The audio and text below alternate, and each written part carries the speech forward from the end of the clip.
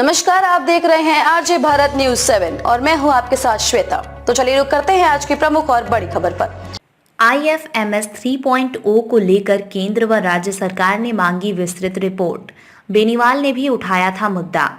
IFMS 3.0 में technology shifting के नाम पर अनाप शनाप खर्च को लेकर केंद्र और राज्य सरकार के वित्त विभाग ने जिम्मेदार अधिकारियों से रिपोर्ट मांगी है।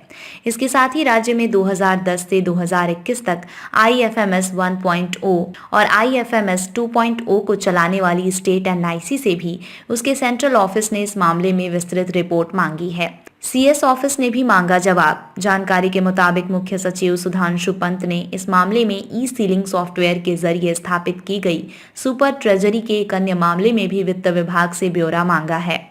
इसमें पूछा गया है कि नेट टेक्नोलॉजी से ऑरेकल पर शिफ्ट करने के कारण क्या रहे और अब तक इस पर कितना खर्च हुआ। साथ ही इससे जुड़ी प्राइवेट कंपनीज की डिटेल भी उन्होंने मांगी। ऑटोमेशन के कारण राज्य के खजाने को अब तक हुए नुकसान व कारणों को लेकर भी वित्त विभाग को रिपोर्ट तैयार करने के लिए कहा गया है।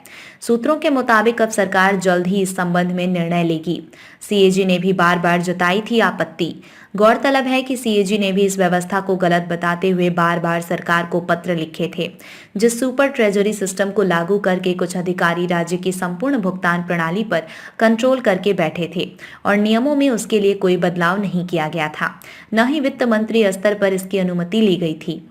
ऑटोमेशन के चलते 500 करोड़ के डबल पेमेंट IFMS 3.0 में जिस भुगतान प्रणाली को लागू कर अफसर वाहवाही लेना चाहते थे, उसमें पिछले साल ही 500 करोड़ रुपए से ज्यादा के डबल पेमेंट हो गए थे। इसके अलावा ऑटोमाइजेशन के चक्कर में एक ऑफिस की सैलरी दूसरे ऑफिस में उठ गई।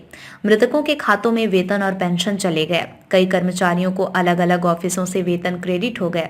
SIPF में ऑटोमेशन से 100 करोड़ के गलत भुगतान हो गए। सोशल सिक्योरिटी पेंशन में ऑटोमेशन से 1000 करोड़ के गलत भुगतान हुए। विधानसभा में भी उठा मुद्दा। अमर उजाला ने व्यवस्था की इस खामी को लेकर लगातार खबरें की। विधानसभा में खींवसर विधायक हनुमान बेनीवाल ने भी इस मुद्दे को उठाया। वहीं पिछली सरकार में कई भाजपा विधायक भी लगातार इस मुद्दे को लेकर सवाल पूछ रहे थे। खबरों में अब तक के लिए बस इतना ही। फिर होगी आपसे मुलाकात ऐसी किसी बड़ी और खास खबर के साथ। तब तक के लिए नमस्कार और देखते रहिए आरजे भारत न्यूज 7।